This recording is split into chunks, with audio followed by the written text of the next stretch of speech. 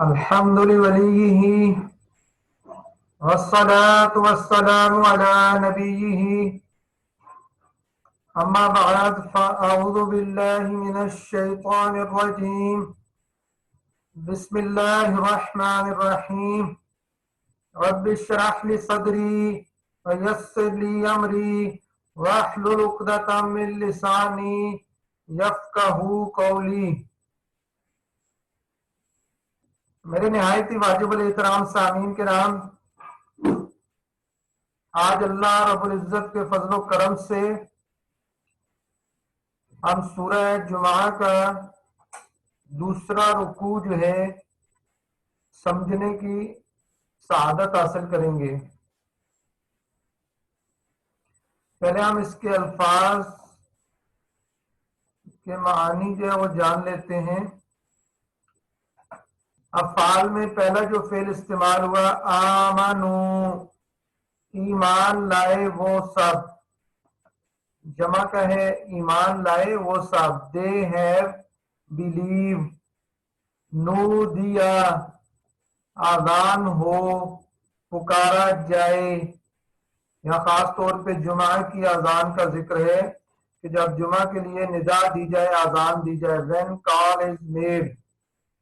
اس آؤ، دوڑو، بھاگ کے آؤ تم سب، حسن، ضرور چھوڑ دو تم سب، لیو، قدیت ہو چکے یا پوری ہو جائے وہ، has been concluded۔ انتشروا، پھیل جاؤ تم سب، ڈسپرس۔ ابتغوا، تلاش کرو تم سب، سیکھ۔ اذکروا، یاد کرو تم سب، ریممبر۔ تفلحون، فلاح پاؤ یا فلاح پاؤ، فلاح پاتے ہو تم سب، یو میں سکسیڈ۔ رأو، دیکھا انہوں نے، دے سا۔ انفدو، چل دیے، مائل ہوئے وہ سب، دے رشٹ۔ ترکو، چھوڑ گئے وہ سب، دے لیفٹ۔ کل، تم فرماؤ، سے۔ تو یہ تھے افعال جو اس میں استعمال ہوئے۔ اب اسماء کی طرف آئیں۔ لہوا، کھیل، سپورٹ۔ قائمن، کھڑا، سٹینڈنگ۔ الرازقین، رزق دینے والا۔ یہ ایک مختصر سا رکوع تھا جو سورہ جمعہ کی جو ہے وہ آخر میں جو ہے بیان کیا گیا، لیکن یہ اپنے اندر بہت سے معانی جو ہے وہ لیے ہوئے ہے، بہت سے مسائل جو اس میں جو ہے وہ ڈسکس کیے گئے۔ ایک تو اس میں جو ہے وہ جمعہ کے بارے میں، تو یہاں جو آذان کا ذکر ہے کہ جب جمعہ کی آذان دی جائے، اس آذان سے مراد پہلی آذان ہے نہ کہ دوسری۔ یہ ذہن میں رہے کہ آیا مبارکہ میں جو جمعہ کی آذان کا ذکر ہے یہ پہلی آذان کا ذکر ہے، دوسری کا نہیں ہے۔ اور عہد رسالت میں صلی اللہ علیہ وسلم میں ایک ہی آذان ہوتی تھی۔ یہ حضرت عثمان غنی رضی اللہ عنہ کے زمانے میں جو ہے وہ کیا ہے، ایک آذان کا اور اضافہ کیا گیا۔ اور دوسرا یہاں وسعوا یعنی دوڑ کے آؤ، تو یہاں وسعوا سے کیا مراد ہے؟ یا یہ نہیں کہ بھاگنا شروع کر دو، بلکہ مقصود یہ ہے کہ نماز کے لیے تیاری شروع کرو، نماز کے لیے تیاری شروع کرو۔ اور فسعوا الی ذکر اللہ، اللہ کے ذکر کی طرف۔ تو اللہ کے ذکر سے یہاں کیا مراد ہے؟ اس سے خطبہ مراد ہے کہ یہ جمعے کا خطبہ ہوتا ہے، اس خطبے کے لیے آ جاؤ۔ تو اس آیت سے نماز جمعہ کی فرضیت، خرید و فروخت وغیرہ دنیاوی مشاغل کی حرمت، کہ جب آذان ہو جائے باقی سارے کام دنیاوی مشاغل جو ہے وہ حرام ہو جاتے ہیں، اور سعی یعنی نماز کے اہتمام کا وجود ثابت ہوتا ہے کہ جیسے ہی آذان ہو اب نماز کا اہتمام جو ہے وہ شروع کر دو۔ اور تیسرا اس سے جو ہے ذکر اللہ سے خطبہ مراد ہے، اس سے خطبہ بھی کیا ہے ثابت ہو گیا کہتے ہیں جمعہ کو جمعہ کیوں کہتے ہیں؟ اس کا پہلے نام کیا تھا؟ عروبہ تھا، بعد میں اس کا نام جمعہ رکھا گیا۔ جس شخص نے اس کا نام جمعہ رکھا وہ کعب بن نواح ہے۔ اسی طرح جو پہلا جمعہ ہے وہ تاجدار رسالت صلی اللہ علیہ وسلم نے جو پہلا جمعہ ہے، جب آپ ہجرت کر کے مدینہ طیبہ سے تشریف لائے تو 12 ربیع الاول پیر کے دن چاشت کے وقت قباء کے مقام پر ٹھہرے۔ پیر سے لے کر جمعرات تک آپ نے وہاں قیام کیا اور وہاں ایک مسجد کی بنیاد رکھی۔ جمعہ کے دن آپ مدینہ طیبہ آپ نے جانے کا عزم کیا اور بنی سالم بن عوف کی وادی کے درمیان جمعہ کا وقت آیا۔ اس جگہ کو لوگوں نے مسجد بنایا اور سرکار دو عالم صلی اللہ علیہ وسلم نے وہاں جمعہ پڑھایا اور خطبہ فرمایا۔ یہ پہلا جمعہ ہے جو نبی کریم صلی اللہ علیہ وسلم نے پڑھایا۔ روز جمعہ کے بے شمار فضائل ہیں، اس میں سے ایک یہ ہے کہ حضرت ابو لبابہ سے روایت ہے، رسول اکرم صلی اللہ علیہ وسلم نے ارشاد فرمایا جمعہ کا دن تمام دنوں کا سردار ہے اور اللہ تعالیٰ کے نزدیک سب سے بڑا ہے، اور وہ اللہ تعالیٰ کے نزدیک عید الاضحیٰ اور عید الفطر سے بھی بڑا ہے۔ حضرت جابر رضی اللہ عنہ سے روایت ہے کہ حضور اقدس صلی اللہ علیہ وسلم نے ارشاد فرمایا جو جمعے کے دن یا جمعہ کی رات میں مرے گا اسے عذاب قبر سے بچا لیا جائے گا، اور قیامت کے دن اس طرح آئے گا کہ اس پر شہیدوں کی مہر ہوگی۔ اور اسی طرح جمعہ کے دن جو ہے ہر دعا قبول ہوتی ہے، اور اس دعا کے بارے میں کیا ہے کہ یہ اس وقت خاص طور پہ 2 وقت بیان کیے جاتے ہیں۔ ایک تو وہ وقت جب خطبہ جو وہ دیا جاتا ہے، خطبہ شروع ہونے سے نماز جمعہ کی ادائیگی تک، یعنی جمعہ کے دن میں ایک ایسی گھڑی ہے، ایک ایسی ساعت ہے، یہ بھی حدیث مبارکہ میں آیا ہے کہ جمعے کے دن حضرت ابو ہریرہ سے روایت ہے تاجدار رسالت صلی اللہ علیہ وسلم نے جمعہ کے دن کا ذکر کرتے ہوئے ارشاد فرمایا اس میں ایک ساعت ہے جو مسلمان بندہ اسے پائے اور وہ کھڑا ہو کر نماز پڑھ رہا ہو تو اللہ تعالیٰ سے جو چیز مانگے گا وہی عطا فرما دی جائے گی، اور ہاتھ کے اشارے سے بتایا کہ وہ وقت بہت تھوڑا ہے۔ یہ بخاری کی حدیث مبارکہ۔ تو اس میں ایک یہ ہے، اور دوسرا کیا ہے کہ جب امام خطبے کے لیے بیٹھے یعنی شروع اس کے بعد کرے گا نماز ختم ہونے تک ہے۔ دوسرا یہ ہے کہ جمعے کی آخری ساعت یعنی عصر کے بعد جو ہے یہ ساعت ہے۔ بہرحال جمعے کے جو ہے وہ بہت فضائل ہے، اور یہاں جو ہے ارشاد فرمایا بسم اللہ الرحمن الرحیم۔ اب اس کے ترجمے کی طرف آتے ہیں۔ یا ایھا الذین آمنو، اے ایمان والو، اذا جب نودیا ندا دی جائے للصلاۃ نماز کے لیے، یا نماز سے کیا ہے من یوم الجمعہ یعنی جمعے کے دن، تو جمعے کے دن جمعے کی نماز کے لیے جب ندا دی جائے، جب اذان ہو، فاسعوا الی ذکر اللہ، پس جو ہے دوڑے ہوئے آؤ اللہ کی ذکر کی طرف، اس کا اہتمام کرو، اور ضرور بھیا چھوڑ دو بے کو، جو بے خرید و فروخت کر رہے ہو اس کو چھوڑ دو، ذالکم خیر لکم ان کنتم تعلمون، یہ بہتر ہے تمہارے لیے اگر تم جانتے ہو، علم رکھتے ہو تو تمہارے لیے یہ کام بہتر ہے۔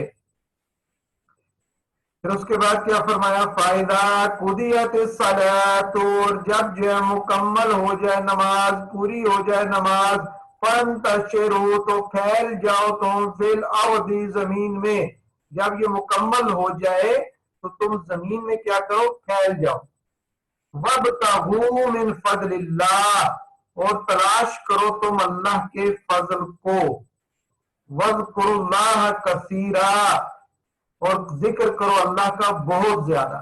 یعنی یہ ہے کہ جب تم یہ کر چکو تو اس کے بعد بھی ذکر میں مشغول رہو، ٹھیک ہے اپنا کام کرو، کاروبار کرو، لیکن اس کاروبار اور کام کے دوران بھی کیا ہے ذکر کرتے رہو اللہ کا۔ لعلکم تفلحون، تاکہ تم کیا ہے فلاح پاؤ، تاکہ تم فلاح جو ہے وہ پا جاؤ۔ تو جب نماز پوری ہو جائے تو زمین میں پھیل جاؤ، اور جو بھی تمہارے لیے جائز ہے کہ معاش کے کاموں میں جو جائز طریقہ ہے، حلال طریقہ سے مشغول ہو جاؤ، یا علم حاصل کرنے میں مشغول ہو جاؤ، مریض کی عیادت کرنے، جنازے میں شرکت کرنے، علماء کی زیارت کرنے اور ان جیسے دیگر کاموں میں مشغول ہو کر نیکیاں حاصل کرو۔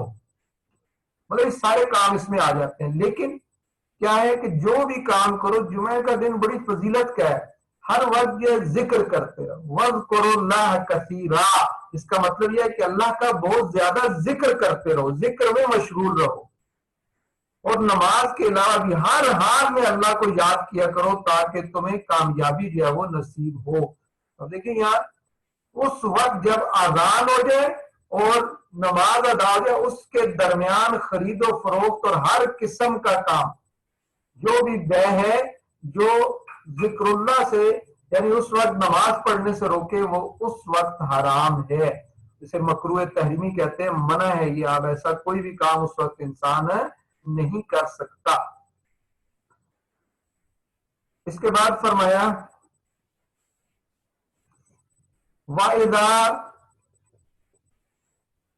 رَأَوْا تِجَارَةً، اور جب دیکھا انہوں نے، رأو جو ہے کہ ماضی کا ہے، اذا آیا تو یہ اس کے ساتھ جو ہے وہ کیا، رأو شرط کا ایک معنی پیدا ہوا، جب دیکھا انہوں نے، تجارتن تجارت کو، او لہوا یا کہ لہو کو، جب انہوں نے تجارت یا کھیل دیکھا، ان فدو چھوڑ گئے وہ، ٹھیک ہے، جب یہ دیکھا تو چل دیے، فدا چل دیا، چلے جانا، ان فدو چلے گئے وہ، الیہا اس کی طرف، یعنی وہ تجارت تھا یا لہو تھا اس کی طرف وہ چلے گئے، وہ ترکو کا، اور چھوڑ دیا انہوں نے، ترکو چھوڑ دیا انہوں نے، کا تمہیں، یا حضور نبی کریم صلی اللہ علیہ وسلم مراد ہیں، قائمن کھڑے، آپ کو یعنی کھڑے چھوڑ کر وہ اس تجارت اور لہو کی طرف چلے گئے۔ خود آپ فرما دیجئے، ما عند اللہ، جو اللہ کے پاس ہے، خیر بہتر ہے، من اللہوی اس کھیل سے، ومن التجارت اور اس تجارت سے، یعنی جتنے بھی نفع والی بات ہے، دنیا کا سارا نفع جو ہے وہ اللہ تبارک و تعالی جو ہے اس کے کام سے اور جمعے سے جو ہے وہ کیا ہے، وہ کم درجے کا ہے۔ واللہ خیر الرازقین، اور اللہ تعالیٰ بہتر رزق دینے والا ہے۔ اس میں حضرت جابر بن عبداللہ فرماتے ہیں کہ ایک مرتبہ نبی کریم صلی اللہ علیہ وسلم جمعہ کے دن کھڑے ہو کر جمعے کا خطبہ ارشاد فرما رہے تھے کہ اچانک مدینہ طیبہ میں ایک تجارتی قافلہ آ پہنچا۔ دستور کے مطابق اعلان کے لیے طبل بجایا گیا تو رسول اللہ صلی اللہ علیہ وسلم کے اصحاب اس کی طرف چل دیے، حتیٰ کہ 12 آدمیوں کے سوا مسجد میں کوئی بھی باقی نہ بچا۔ کہتے ہیں میں حضرت ابوبکر صدیق رضی اللہ عنہ اور حضرت عمر فاروق رضی اللہ عنہ ان 12 افراد میں شامل تھے۔ اس وقت یہ آیا مبارکہ نازل ہوئی، اور یہ حدیث مسلم میں بھی ہے، مسلم کے کتاب الجمعہ کے اندر جو ہے وہ کیا ہے، یہ موجود ہے۔ اب اس آیت کا خلاصہ یہ ہوا کہ حبیب صلی اللہ علیہ وسلم جب انہوں نے کسی تجارت کے بارے میں جانا یا کھیل کے بارے میں سنا تو اس کی طرف چل دیا، اور آپ کو خطبے کی حالت میں منبر پر کھڑا چھوڑ گئے۔ آپ ان سے فرما دیں کہ جو نماز کا اجر و ثواب اور نبی کریم صلی اللہ علیہ وسلم کی خدمت میں حاضر رہنے کی برکت و سعادت ہے، جو کامیابی ہے، جو در حقیقت اللہ تعالیٰ کے پاس ہے، وہ کھیل اور تجارت سے بہتر ہے، اور چونکہ اللہ تعالیٰ بہترین روزی دینے والا ہے، اس لیے تم اسی کی طرف چلو اور اسی سے رزق طلب کرو۔ اب اس میں یہ بات بھی خیال رکھنا چاہیے کہ وہ جو وقت تھا وہ بہت تنگی کا اور مہنگائی کا دور تھا، اور صحابہ کرام رضی اللہ تعالی عنہم اس خیال سے چلے گئے تھے کہ کہیں اجناس ختم نہ ہو جائیں، اور وہ انہیں پانے سے رہ جائیں، اور ایسے حالات میں اس طرح ہونا ایک فطری امر ہے۔ ایک تو یہ بات، دوسرا کہ نیز اس آیت کے نزول سے پہلے اس طرح کے فعل سے کہیں منع نہیں کیا گیا تھا، بلکہ اس آیت کے ذریعے حکم نازل کیا، تو حکم کے نزول سے پہلے ایسے کرنا کوئی گناہ نہیں تھا۔ اس لیے اس آیت میں اللہ تعالیٰ نے ان کی مذمت نہیں فرمائی بلکہ تربیت فرمائی کہ ایسا کرنا ان کی شان کے لائق نہیں، لہذا ان کے اس فعل پر کوئی اعتراض نہیں کیا جا سکتا، اور اعتراض کر کے صحابہ پہ جو ہے وہ کوئی ایسا فکرہ، ایسی بات کہنا جو مناسب نہیں ہے۔ اللہ تبارک و تعالی ان کی تربیت فرماتا ہے، اور اس وقت کیونکہ یہ حکم نازل ہو چکا ہوتا تو کبھی جو ہے وہ ایسے نہ کرتے۔ اس طرح جو ہے اس آیہ مبارکہ میں یہ پتہ چلا کہ جمعہ کی نماز کی کتنی قدر و قیمت ہے، کہ اللہ تبارک و تعالیٰ اس کو کیا فرما رہا ہے، کل ما عند اللہ خیر من اللہو و من التجارہ، کہ جو اللہ کے پاس ہے وہ ہر قسم کی لہو اور تجارت سے جو بہتر ہے، اور رزق دینے والا کون ہے، واللہ خیر الرازقین، اور اللہ تعالیٰ بہترین رزق دینے والا ہے۔ اس لیے ہمیں نماز کے اوقات میں، فرائض کی ادائیگی میں، ان چیزوں میں جو بھی کام کر رہے ہوں اس کام کو جو ہے وہ پریفر نہیں کرنا چاہیے، بلکہ اللہ تبارک و تعالیٰ کی اطاعت، خاص طور پہ فرائض جب آ جائیں تو ان کے مطابق اس کے مقابلے میں سب چیزوں کو چھوڑ کے اور ان فرائض کی ادائیگی میں جو ہے وہ لگ جانا چاہیے۔ تو اللہ تبارک و تعالیٰ سے دعا ہے کہ ہمیں جمعہ کی فضیلت سمجھنے اور اللہ تبارک و تعالیٰ کی عبادات کو جو ہے وہ صحیح طریقے سے اخلاص کے ساتھ ادا کرنے کی توفیق عطا فرمائے۔ وما علینا الا البلاغ۔